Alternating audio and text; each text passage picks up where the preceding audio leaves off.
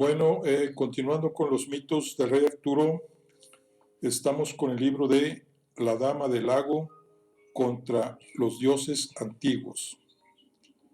Y vamos a iniciar el capítulo 2, que se llama Huida de Avalón. No era una sesión del Consejo de los Druidas como cualquier otra, y no porque los asuntos graves o trascendentales fuesen desacostumbrados en aquellos concilios supremos presididos por el rey Lu Lanfada en Dadleg Derwa, el Salón de los Robles, donde a lo largo de generaciones los hábiles y pacientes jardineros de Avalon habían entretejido, recortado e injertado las ramas de los árboles sagrados para formar una prodigiosa filigrana de madera viva que abovedaba la sala. De hecho, regularmente se trataban ahí cuestiones de la mayor envergadura, cruciales para todos los moradores de la isla, y el solemne voto de los sabios hechiceros cristalizaban en dictámenes que regían el devenir y los destinos de los Tuatha. Por el contrario, la decisión que había de tomarse aquel día concernía a una única persona, una simple niña de 6 años, de nombre Nimue, que ni siquiera se hallaba presente. En su representación comparecía su madre, Edain, más conocida en boca de todos como la descatada, desde que tiempo atrás fuera expulsada del templo de Danú y desposeída de todos sus privilegios. La mujer había sido ahora reclamada por el consejo, mas no se había presentado voluntariamente, sino que había tenido que ser apresada y conducida por guardias del rey. Y cuanto ante los 5 druidas del consejo aún se revolvía indómita bajo la firme presa de sus captores, no le faltaban motivos para oponer tal resistencia, pues la resolución que ahí habría de adoptarse amenazaba la vida de su hija. Una vez hecho el silencio entre la concurrencia, el rey alzó su brazo derecho. Aquella extremidad grisácea y tumefacta, rematada por garras que parecían talladas en vidrio de volcán, la herencia de su mestiza sangre Fomori, que los Tuatha habían aprendido a aceptar y respetar como recordatorio de su pasado y símbolo de su resurgimiento tras la época oscura. Que dé comienzo el consejo, proclamó.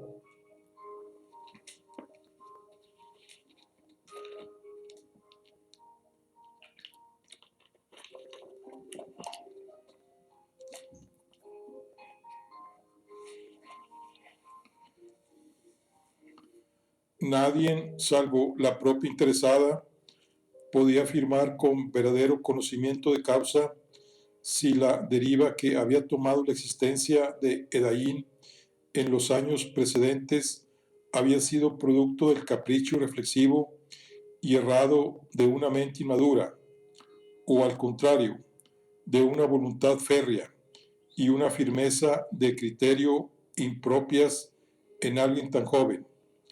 Pero fuera como fuese, incluso si desde el inicio había estado en el ánimo de la joven perseguir sus designios contra viento y marea, aquel viento y aquella marea no sólo la había azotado de forma inmisericordia, sino que finalmente habían terminado abocándola a una encerrona de la que ya no encontraba escapatoria.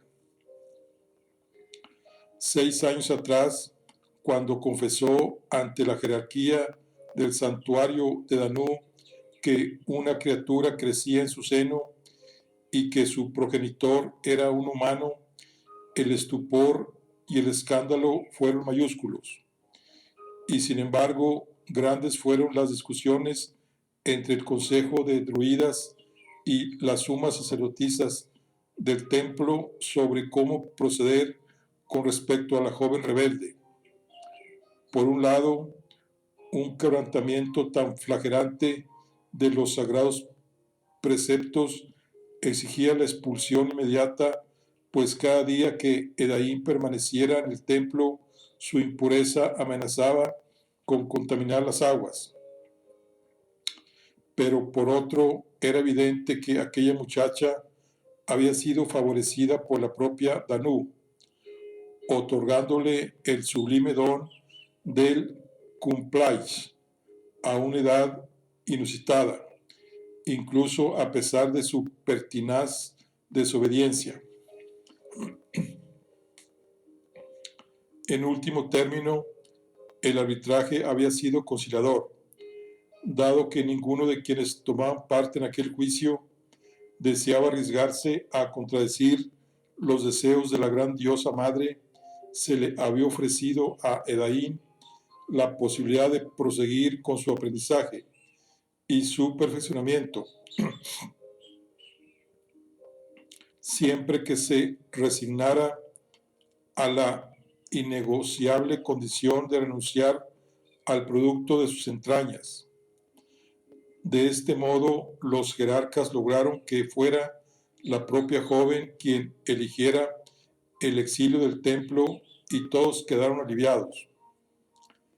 Edaín no quiso permanecer en la ciudad. Aquella atmósfera populosa y vital que a menudo había espiado en la lejanía desde la techumbre del templo y con la que tanto había anhelado mezclarse, se había vuelto ahora en su contra.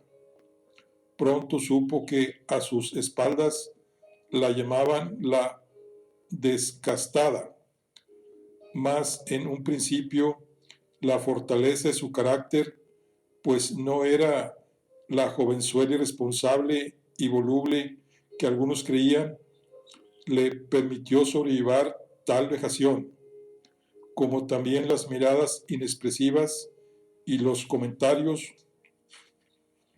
en voz baja. Sin embargo, todo cambió cuando las miradas ya no se dirigían a sus ojos, sino a su vientre abombado que crecía cada día, hastiada, temiendo que su hijo sufriera censura y aprobio desde el nacimiento. Una noche recogió sus escasos enseres y emprendió el camino hacia el sur de la isla, hasta la aldea del campamento de los primeros, el asentamiento que fundaron los Tuata a su llegada de Tir Nanov. Ahí ya no vivía nadie, aunque los pastores montaraces se refugiaban ocasionalmente en alguna de las casuchas que seguían en pie. Edaín eligió la que parecía más entera y acogedora, al pie de un apacible estanque donde afloraban los juncos y los nenúfares, y allí, en soledad, dio a luz a una niña. La llamó Nimue, la perla del bosque, en la antigua lengua de su pueblo, pues nació con la piel blanca y delicada como la luna y el cabello tan dorado que parecía un reflejo de luz nacarada.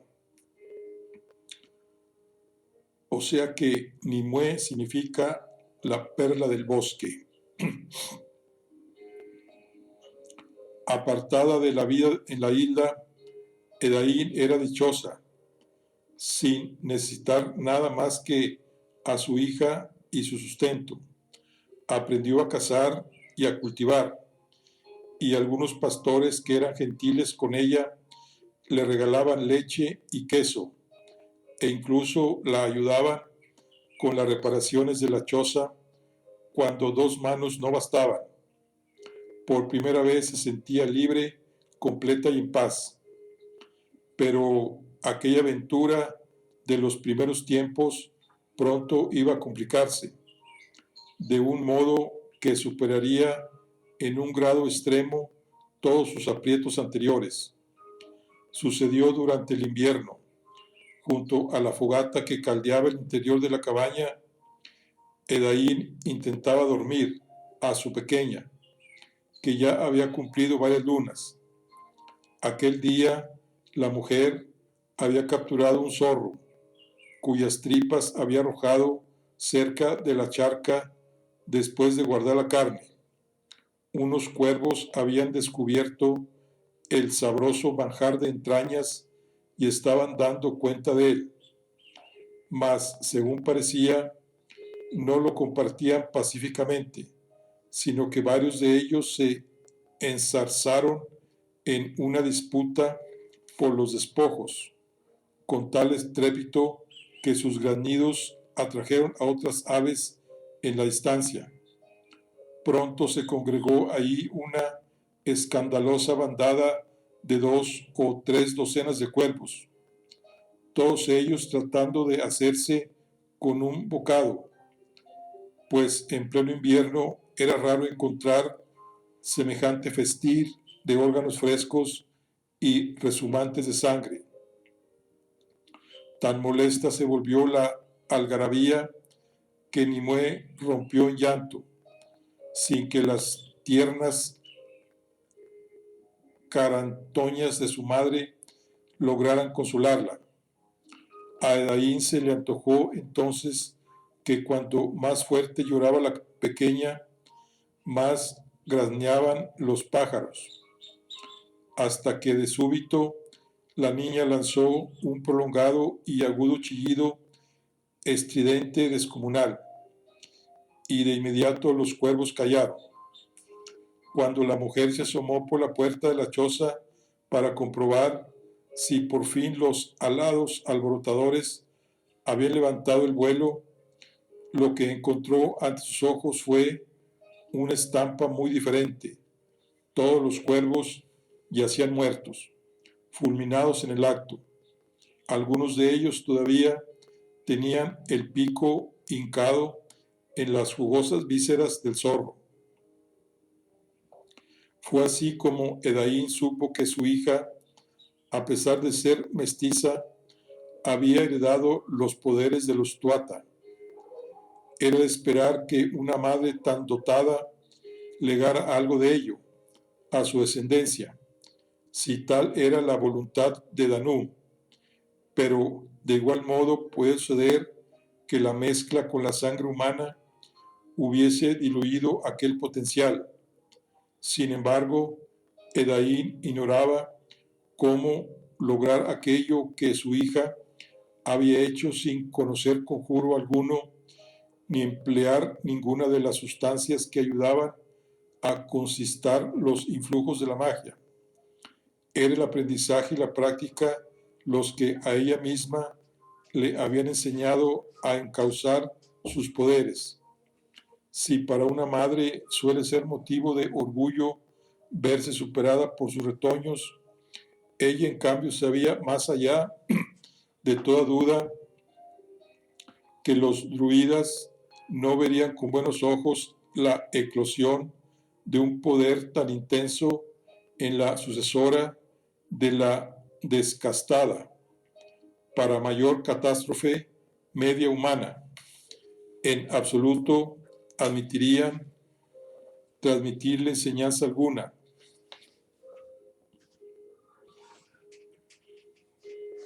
Pues solo serviría para darle dominio sobre sus capacidades. Por todos los medios trató de ocultar a Nimue, con el propósito de eludir a los pastores que habían congeniado con ella.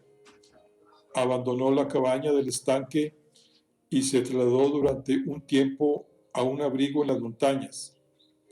Ahí Desde que la niña tuvo la edad suficiente para entender y prestar atención a las palabras, Edaín convirtió en su labor explicarle cuál era el regalo que había recibido y cómo debía refrenarse de emplearlo para que aquello se mantuviese como un secreto entre ambos. Mas de nada sirvió. Para la pequeña era un juego más. Era una cuestión de tiempo que, por una u otra vía, su condición acabase llegando al conocimiento de los druidas y del rey. Y así, una aciaga mañana, cuando Nimue acababa de cumplir los 4 años, Edaín se topó con un puñado de guerreros que habían estado recorriendo las montañas en su busca. Traían la orden de invitar a la madre y a la hija a acompañarlos hasta el palacio del rey. Edaín accedió, confiando aún en que nada debía temer. Los druidas fueron benevolentes y amables. Le explicaron que la cuestión iba mucho más allá de un gran poder en manos inadecuadas, pues si el intenso resplandor de la niña llegaba a causar una conmoción en el espacio entre los mundos, los hechiceros Fomori podrían tal vez detectar aquella perturbación y descubrir el refugio de los Tuatá. Y tal cosa ocurría, y si tal cosa ocurría, una nueva época oscura se ceñiría sobre los hijos de Danú y también sobre aquel mundo, el de los humanos. Nimue representaba un peligro para todos. Era imperioso atenuar su brillo. Para ello, los druidas contaban con un recurso extremo, un arcano ritual pocas veces practicado en la historia de los Tuatha, la expurgación, un procedimiento destinado a despojar a una persona de sus poderes. Ahora bien, resultaba tan complejo y laborioso como arriesgado, pues tanto podía resultar del todo inútil si se aplicaba con un defecto de ambición, como arrebatarle al sujeto el hálito de la vida si se hacía con demasiado vigor, ya que era muy delgada y difusa la línea que separaba la esencia vital de la sensibilidad a la magia. Con todo, los druidas prometieron a Edaín que se tendrían antes de acercarse ni siquiera al límite que pudiese dañar a la niña. Y así se hizo. Edaín dio su beneplácito, sabiendo que era el único modo de disfrutar de una existencia en paz junto a su hija. El ceremonial se celebró según lo prescrito. Nimue no sufrió daño, si bien durante unos días estuvo débil y enferma, mas aquello no aseguraba el éxito del proceso. Al tratarse de un sujeto de tan corta edad, aún habría que aguardar para comprobar el resultado. Regresaron al campamento de los primeros, a la choza del estanque, y durante 2 años todo indicó que la expurgación había dado sus frutos.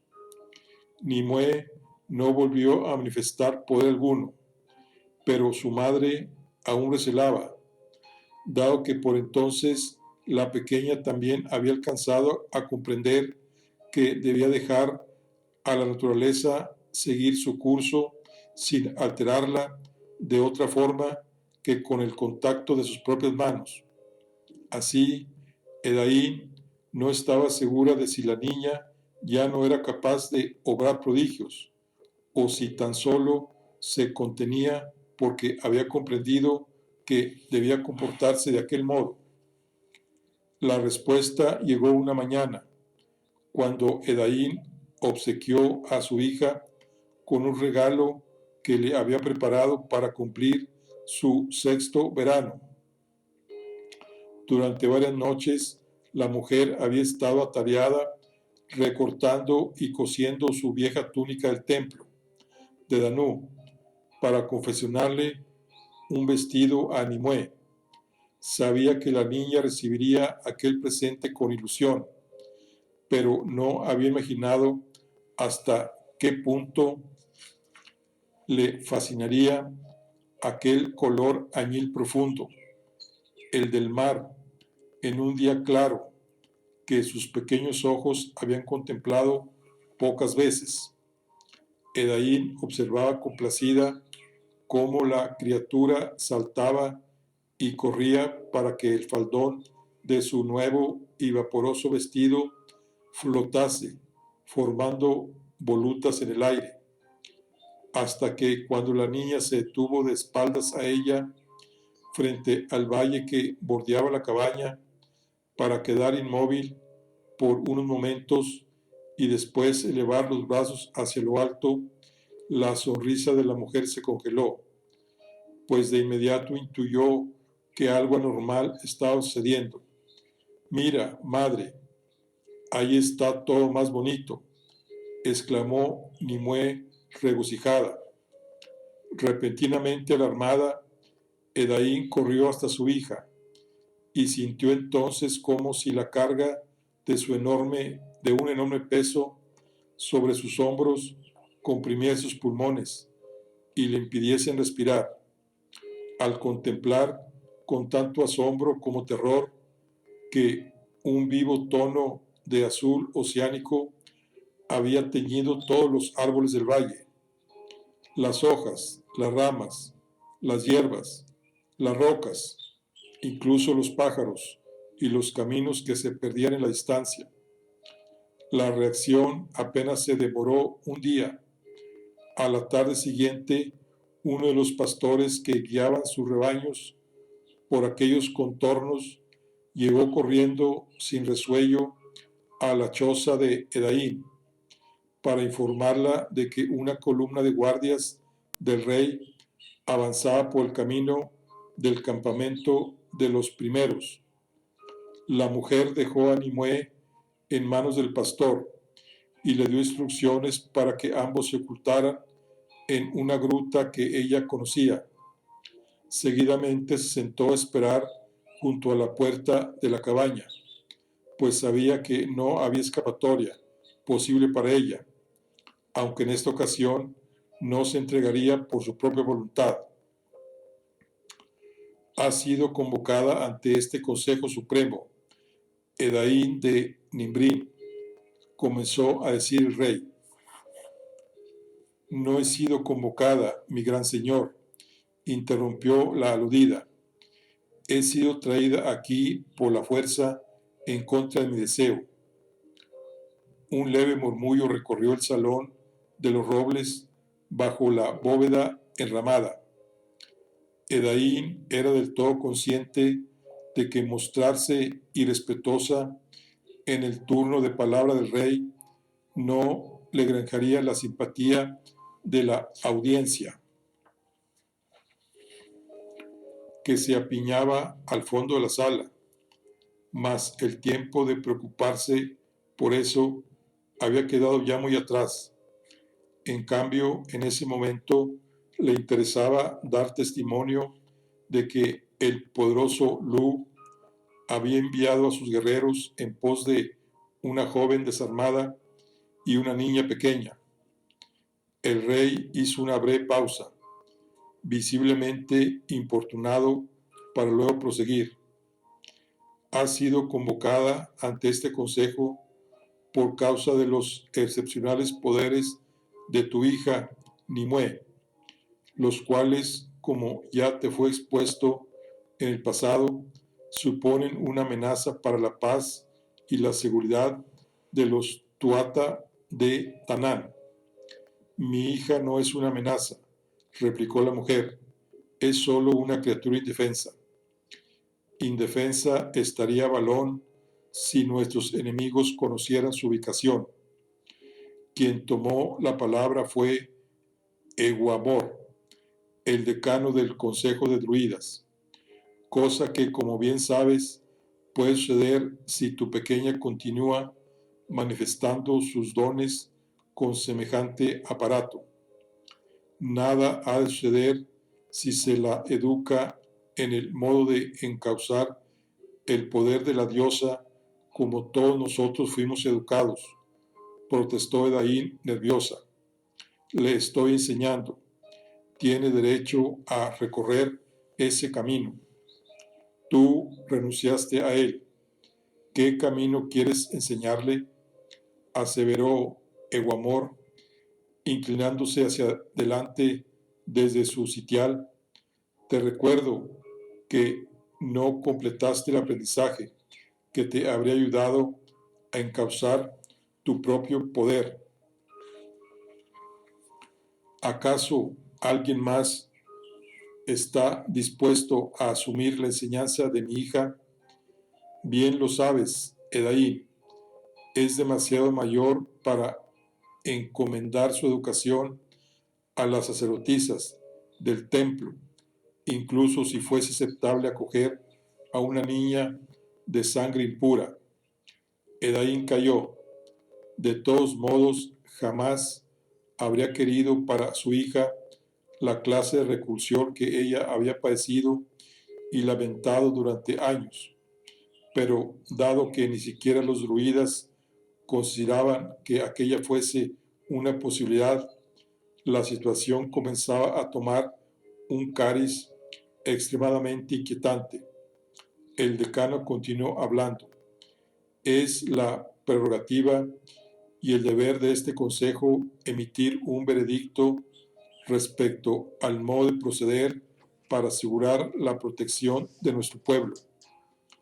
Apenas constan en los anales de los Tuatha casos de niños nacidos con una potencia semejante, como si los dones de todos sus ancestros hubieran confluido, y jamás ha ocurrido en un mestizo de este mundo, pues la debilidad de sangre que le viene por la parte humana le impedirá alcanzar la iluminación necesaria para controlar su poder. Es una niña, y su nombre es Nimue, gritó Edain, enfurecida. Se arrepintió al punto de su arrebato y prosiguió tratando de infundir calma a su discurso. Nos exiliaremos de aquí. Aceptaré el destierro a donde tengáis a bien enviarnos. No es tan sencillo, repuso Eguamor. No se trata del dónde, sino del quién, o para ser más preciso, del qué. De pronto, Edain comprendió el motivo de aquel concilio. Sus ojos suplicantes se movieron angustiados de uno a otro de los integrantes del consejo, buscando un gesto de compasión, una señal de amparo, pero solo encontró miradas soberbias o huidizas. Sin la menor duda, las palabras del druida sugerían que el verdadero propósito de la reunión no era acordar un pronunciamiento, sino solo comunicárselo a la afectada. Era evidente que la resolución ya había sido discutida, votada y decretada, y que era la peor de las posibles para Nimue. No, Edain se agitó con violencia entre las manos de los guardias que la mantenían cautiva. No podéis expurgarla de nuevo. La matará. Sus poderes están fundidos íntimamente con cada fibra de su ser. Lo lamento, Edain, de Nimri. Eguamor miró directamente a la mujer. Su expresión dejaba adivinar una pesadumbre sincera, pero el tono de su voz expresaba una determinación inconmovible. Me temo que no existe otra alternativa. Desvió la vista hacia Lu. Señor de los Tuatha, refrendas la decisión adoptada por este consejo de someter a la niña al ritual de expurgación hasta sus últimas consecuencias, incluso si el procedimiento debe extenderse de modo que atente contra su fuerza vital. La refrendo, confirmó el rey, sin volver la cabeza, con sus pupilas gravemente clavadas en la infeliz que se debatía por zafarse de sus captores, mientras un rumor de aprobación se extendía entre el público que presenciaba la sesión.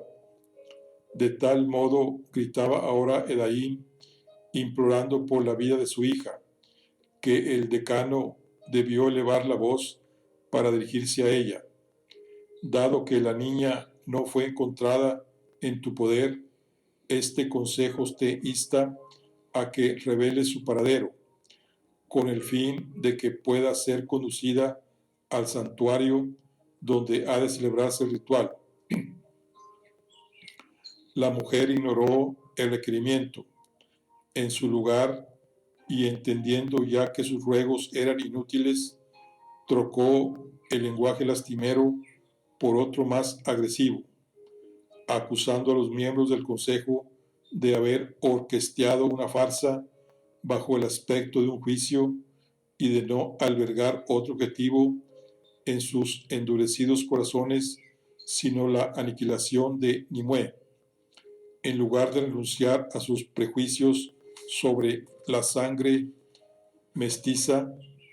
La diatriba de Edaín, que llegó a acusar al rey de haber olvidado su origen, se tornó atrevida en extremo, irreverente y del todo intolerable, y habría sido suficiente motivo de castigo en otras circunstancias, pero en aquellos momentos, ante la madre desesperada que lloraba y chillaba hasta desgañitarse por la vida de su pequeña, la multitud que se agolpaba al fondo de la sala quedó sumida en un piadoso silencio, y uno a uno los asistentes fueron abandonando el recinto de Datleg Derwa con el ánimo ensombrecido. Por fin, ante una sala ya semivacía, el rey tomó de nuevo la palabra para ordenar a sus guerreros que partieran al día siguiente hacia el campamento de los primeros con el fin de encontrar y apresar a la niña, mientras los guardias, también con el rostro compungido, arrastraban a Edaín, rota y desquiciada, hacia los calabozos del palacio.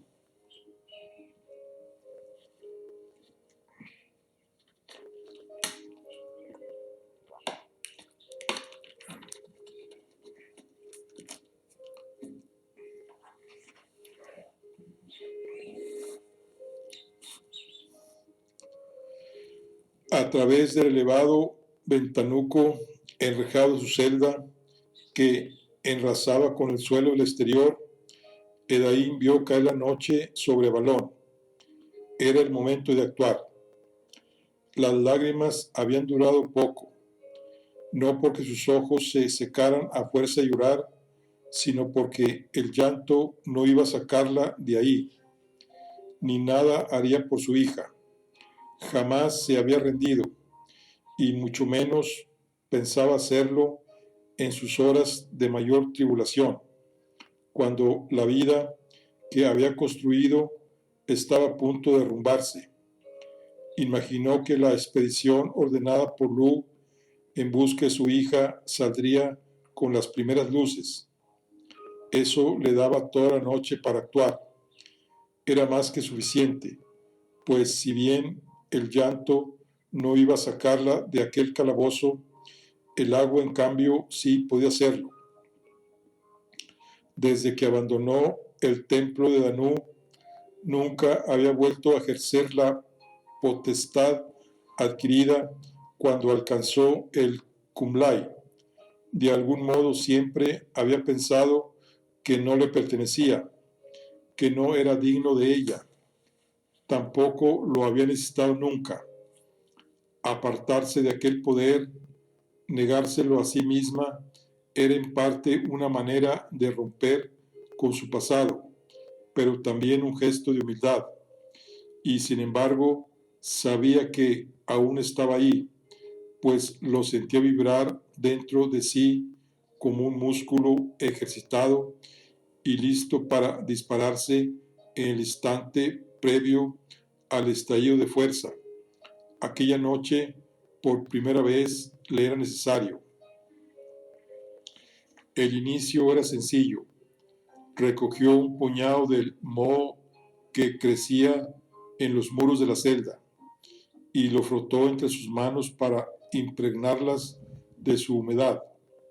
A continuación, debía concentrar su mente del modo que sabía, recitar las palabras que ya conocía y ejecutar los movimientos que tantas veces había repetido, con el fin de lograr algo que para ella resultaba tan elemental, tan instintivo como acarrear un cubo del pozo hasta la cocina de su hogar, pero con una salvedad.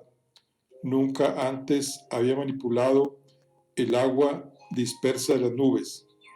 Sin embargo, agua al fin y al cabo. Más intuía que lo que se proponía le iba a requerir un esfuerzo especialmente oneroso.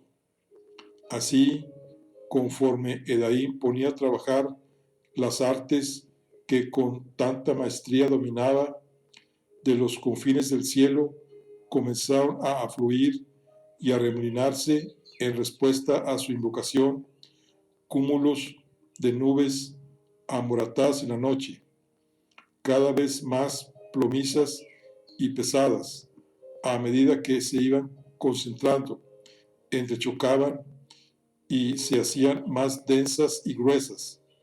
Se arrancaban unas a otras violentos chispazos que por un instante estallaban en resplandores azulados, hasta que la masa apelmazada comenzó a fundirse y destilar su carga líquida, primero en una fina llovizna y poco después en un diluvio que se derramó sobre la ciudad como una catarata.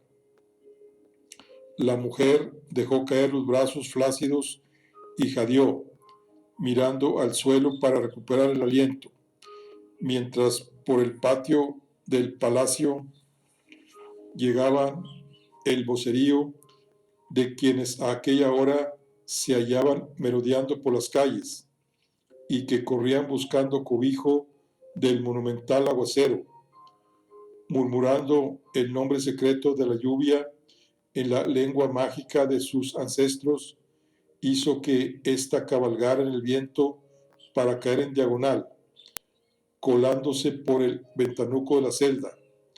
Pronto comenzó a entrar agua entre el enrejado hacia el interior de la celda, dejándola empapada. Al principio solo se formaron unos regueros aislados que corrían por la pared, pero luego se fundieron en un charco para tornarse por último en una acumulación que ya le helaba los pies entre el fragor de los truenos que sacudían las paredes. Era el momento de dar el siguiente paso. La segunda parte era más desafiante, pues hasta entonces toda su experiencia se resumía en hundir un brazo hasta el hombro en una palangana. Recordó la extraña sensación sugestiva, pero a un tiempo amenazadora, como si algo ominoso se escondiera en ese vacío ignoto más allá del espacio. Sabía que todo lo que tenía que hacer era formar en su mente la imagen del lugar al que quería acceder, con todos sus detalles, sus sonidos y olores, y el agua que fluía entre los resquicios de los mundos se encargaría del resto. Aguijoneada por la lluvia gélida que entraba en rachas por el ventanuco, el cabello mojado, las ropas pegadas al cuerpo, abrió los brazos, alzó la cabeza y cerró los ojos. Estaba calada hasta los huesos, tiritando de frío, pero abrazaba esa sensación incómoda como hubiera abrazado el cuerpo del hombre al que había amado. Entonces formó en su cabeza el pensamiento de un lago y luego dentro de su mente imaginó que se arrojaba a él. Fue una impresión inusitada, no por esperada menos desconcertante, cuando sintió que caía en una profunda sima sin fondo. Aquello era algo muy diferente a flotar en el agua, más bien como hallarse suspendida en un vacío que, sin embargo, le acariciaba todo el cuerpo, al mismo tiempo con un tacto blando y extrañamente ambiguo, ardoroso y glacial a la vez. Era algo desconocido, pero a la vez muy placentero, casi sensual, que invitaba a abandonarse en el seno de aquella nada como quien caía en un plácido sueño sobre un mullido colchón de plumas y bajo una pila de mantas de la más suave piel, seducida por aquella deliciosa sensación. Edaín cerró los ojos, extendió los brazos y separó las piernas para dejarse invadir profundamente por aquella ausencia de sí misma, que poco a poco la hacía olvidarse de todo y perder la noción de su propio ser. Súbitamente sus párpados se abrieron con desmesura, pues de pronto había comprendido cuáles eran los riesgos que ocultaba el Cumlaids, porque las sacerdotisas del templo de Danú solían relatar que aquella era una potestad tan grandiosa como letal.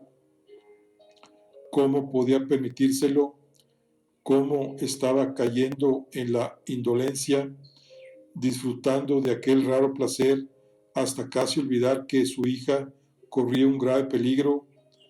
Tensando todos los músculos, sacudió enérgicamente los brazos, las piernas y la espalda para librarse de aquel abrazo embaucador cuyo único y mero propósito, temió Edaín, era adormecerla, para drenarle su fuerza vital sin que se apercibiera de ello, quizá hasta dejarla convertida en un cadáver seco y enjuto, vagando en la nada. Mas cuando sentía que comenzaba a apartar de sí aquella masa informe, descubrió que no podía respirar. Parecía que la indefinible sustancia solo proporcionaba aire a los pulmones, a cambio de dejarse engullir por ella. Casi sin aliento, luchó entonces para impulsarse, correr, nadar, mas no notaba que su cuerpo se desplazara un ápice, ni conseguía vislumbrar a su alrededor una salida de aquel vacío infinito. Dejó de luchar, pues recordó algo esencial. El cumplay no se alcanzaba por medio de la fuerza física, sino de la iluminación. Por lo tanto, no sería el movimiento de su cuerpo el que la sacaría de ahí, sino la fuerza de su voluntad. ¿Acaso era aquel el secreto para encontrar el camino a través de aquella nada apabullante que la asfixiaba? Mientras consumía la última gota de aire que le quedaba en el pecho, evocó la imagen del lugar al que quería llegar, tratando de dibujar en su mente todos los detalles con la máxima nitidez: el agua saltando sobre los pedruscos, redondeados por la corriente, el tintineo que producía los ralos hierbajos que crecían en las orillas del cauce montano, incluso los insectos que trepaban por sus tallos. Con el mayor esfuerzo que su pensamiento era capaz de hacer, deseó encontrarse ahí, Lo deseó más que nada en toda su vida, y entonces su cabeza emergió sobre las aguas, inhalando una inmensa bocanada de aire fresco. Estaba precisamente en el lugar donde pretendía, el arroyo que corría por la cañada ante la cueva donde le había indicado al pastor que escondiera a su hija. Y si bien se sentía exhausta hasta el límite de sus fuerzas, como si hubiese corrido hasta ahí sin detenerse desde el palacio del rey, al mismo tiempo se sentía electrizada, poderosa, y no pudo evitar que una sonrisa asomara a sus labios. Había superado su primera prueba del compliance, sin prestar la menor atención a la urgente llamada de su cuerpo que le pedía descanso. Se apoyó sobre las manos para ponerse en pie y salió del agua trastabillando. Frente a sus ojos se hallaba la boca de la gruta, que daba entrada a un pasadizo en cuyas paredes se adivinaba la claridad dorada y vacilante de un fuego que ardía en el interior.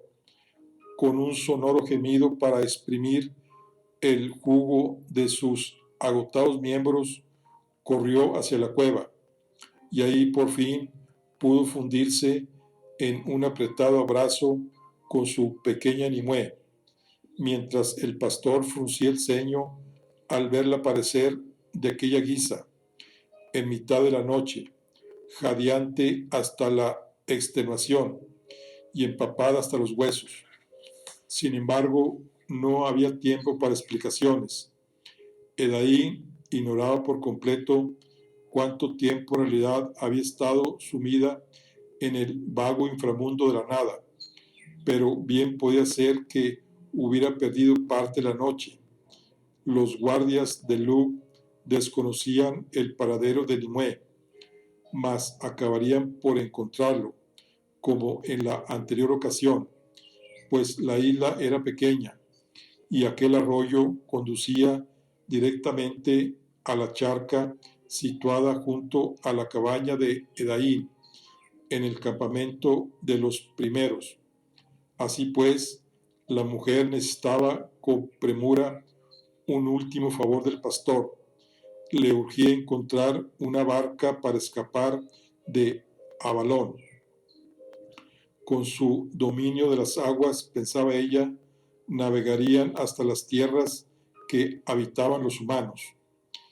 El pastor, sin entender qué estaba sucediendo, pero sin hacer la menor pregunta ni vacilar un instante, se lanzó al exterior de la gruta y las guió a toda prisa, corriendo arriba del arroyo para después trepar por un risco hasta un angosto collado que descendía de la sierra en una pendiente muy pronunciada, donde el menor tropiezo podía significar una caída.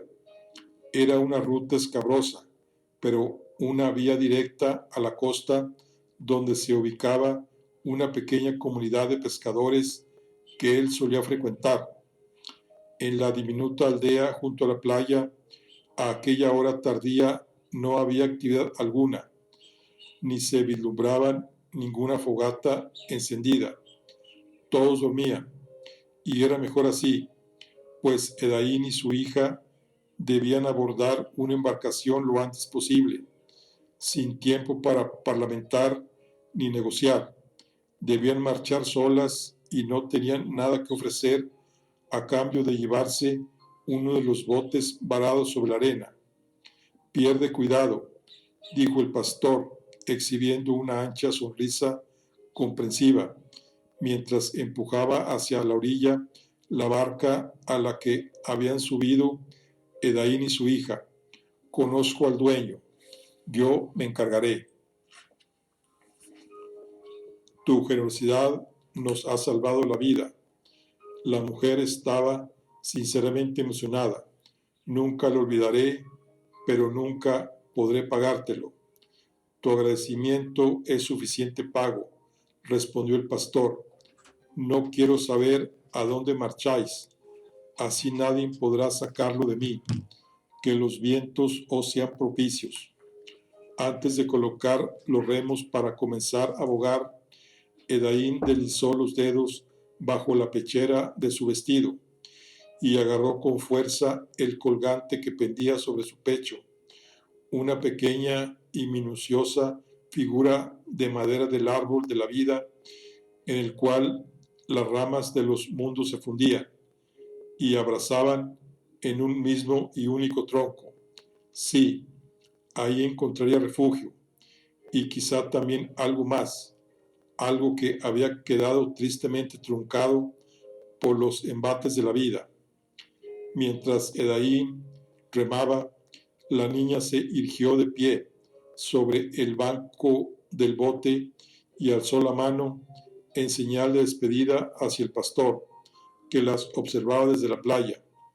Nimue siguió contemplando a su humilde salvador mientras la silueta empequeñecía con la distancia, pero antes de que se hiciera indistinguible a la vista por el camino de la costa, surgió otro numeroso grupo de figuras que parecían caminar con paso ligero.